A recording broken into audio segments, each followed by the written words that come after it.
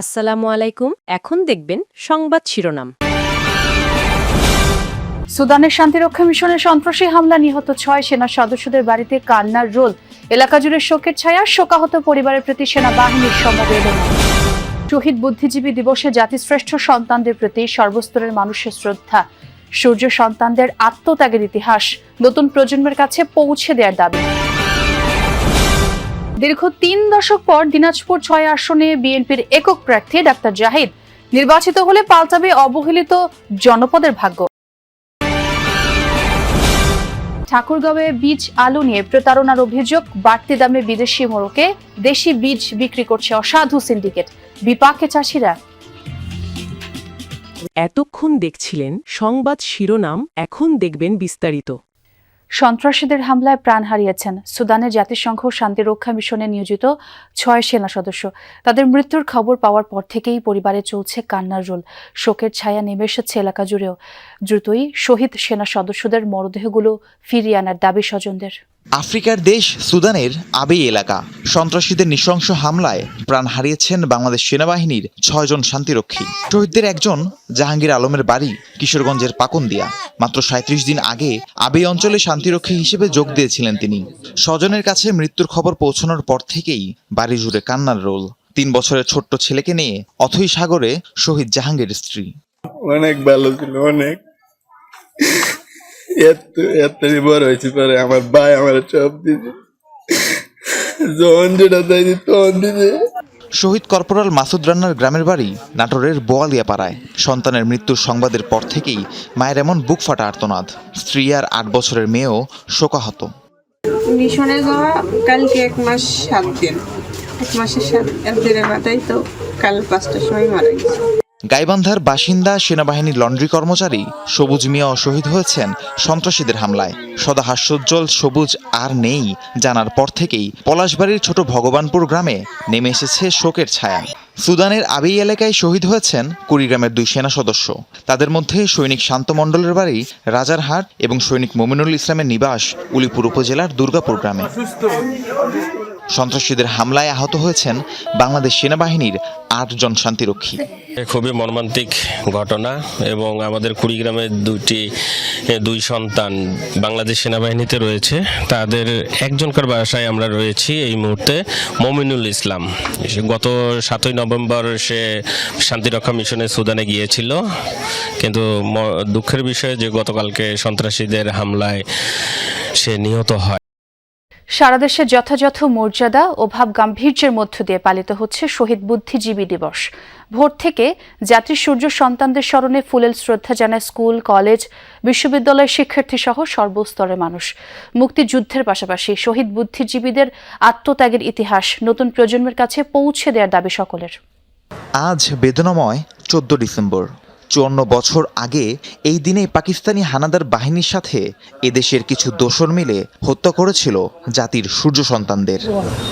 হানাদার বাহিনীর নীল নকশায় প্রাণ হারানো সেসব শহীদদের আজও বুকে আঁকড়ে রেখেছে দেশবাসী। ১,৪৭,৫৭০ বর্গ কিলোমিটার জুড়ে শ্রদ্ধা ও ভালোবাসায় স্মরণ করা হয় জাতির সে সকল শ্রেষ্ঠ সন্তানদের। সেই দিন যারা বুদ্ধিজীবীদের আমাদের মেধাকে ধ্বংস করার জন্য হত্যাযজ্ঞ চালিয়েছিল, তাদের কোনো ক্ষমা নাই। এবং সেদিন যারা এদেশে পাক বাহিনীর সাথে সহযোগিতা করেছিল, তারাও আজকে বিভিন্ন দীর্ঘ ৩ দশকের অপেক্ষার অবসান ঘটিয়ে দিনাজপুর ৬ আসনে একক প্রার্থী ঘোষণা করেছে বিএনপি। এবার আসনটিতে বিএনপির একক প্রার্থী দলের স্থায়ী কমিটির সদস্য doctor AZM Zahid Hossain. Chairperson Begum Khaleda জিয়ার ব্যক্তিগত এই চিকিৎসকের হাতেই উঠেছে ধানের শীষ প্রতীক। দীর্ঘ প্রতীক্ষার পর এমন প্রার্থী পেয়ে উচ্ছ্বসিত স্থানীয় বিএনপির নেতাকর্মীরা। ভারত সীমান্তবর্তী হাকিমপুর, বিরামপুর, নবাবগঞ্জ ও ঘোড়াঘাট উপজেলা নিয়ে দিনাজপুর ৬। স্বাধীনতার পর থেকে এই আসনে ধানের শীষের একক প্রার্থী দিতে পারেনি বিএনপি। এবারের নির্বাচনে বিএনপির স্থায়ী কমিটির সদস্য ও চেয়ারপারসন বেগম খালেদা জিয়ার ব্যক্তিগত চিকিৎসক ডাক্তার AZM জাহিদ হোসেনকে ধানের শীষের একক প্রার্থী ঘোষণা করা হয়েছে। দীর্ঘ ৩০ বছর পর নিজ দলের একক প্রার্থী পেয়ে উচ্ছ্বসিত দলের নেতাকর্মীরা। বিগত ৩০ বছর ধরে আমরা কোনো প্রার্থী পাইনি, আমরা হাকিমপুরে আজকে ধানের শীষে প্রার্থী পেয়েছি, এই জন্য আমরা আনন্দিত। উনি যে আমাদের এখানে নির্বাচন করার জন্য ইচ্ছা পোষণ করেছেন, এবং দল যে তাকে মনোনয়ন দিছে, এটা এই দিনাজপুর 6 আসন বাসীর জন্য একটা বিষয়ের একটা গৌরব। আমরা দল মত নির্বিশেষে সবাইকে সাথে করে নিয়ে ইনশাল্লাহ দিনাজপুর 6 আসনে আগামী নির্বাচন করব, ইনশাল্লাহ জয়যুক্ত হবে ইনশাল্লাহ। স্থানীয়রা বলছেন সীমান্তবর্তী হওয়ায় বরাবরই অবহেলিত রয়ে গেছে এই আসনটি।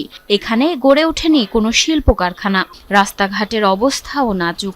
দলের প্রভাবশালী নেতা হওয়ায় আশার আলো দেখছেন ভোটাররা। দীর্ঘ 47 বছর পর এই 4 থানা দিনাজপুর 6 আসন একটা ভালো যোগ্য শিক্ষিত একটা প্রার্থী পাইছে। বিএনপি প্রার্থী যদি এখানে আসে 6 নম্বরে, আপনার এলাকার উন্নয়ন মোটামুটি ভালোভাবে উন্নয়নটা হবে। ডক্টর জাহিদকে যদি আমরা ভোট দেই, সে আমাদের এলাকার উন্নয়ন করতে চাইছে বা করবে, এটা আমাদের আশা আছে। জয়ী হলে সীমান্তবর্তী এই অঞ্চলটির আর্থ-সামাজিক উন্নয়ন, রাস্তাঘাটের উন্নতি, শিক্ষা, স্বাস্থ্য সহ মানুষের অর্থ। বিভিন্ন প্রক্রিয়া শেষে পাটের বস্তায় বীজ আলু সংরক্ষণ করা হয় হিমাগারে। সেই বীজ আলু শুধুমাত্র বাজারজাত করার সময় অধিক মুনাফার জন্য কাঠের বক্সে বিক্রি করা হয়। একসময় উন্নত মানের বীজ আলু হল্যান্ড থেকে কাঠের বক্সে আসলেও এখন সেই আলুর বক্স তৈরি হচ্ছে ঠাকুরগাঁওয়ে। পরবর্তীতে দেশে উৎপাদিত বীজ আলুর বিক্রির জন্য পাঠানো হয় দেশের বিভিন্ন স্থানে।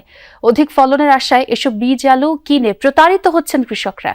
কেরোসিন কাঠ দিয়ে নিখুঁতভাবে বক্স তৈরির কাজ করছেন কারিগররা। দেখে বোঝার উপায় নেই এটি আসল নাকি নকল।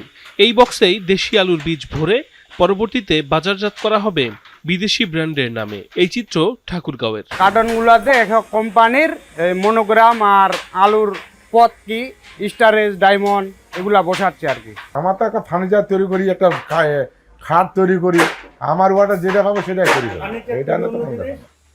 স্থানীয় বীজ আলু 60 থেকে 70 টাকা কেজি দরে বিক্রি হলেও কাঠের বক্সে বিক্রি হয় 150 টাকায়। কয়েক বছর আগে উন্নত মানের আলুর বীজ দেশে আসতো হল্যান্ড থেকে। সেই বীজ ব্যবহার করে বেশ লাভবান হয়েছেন জেলার চাষিরা।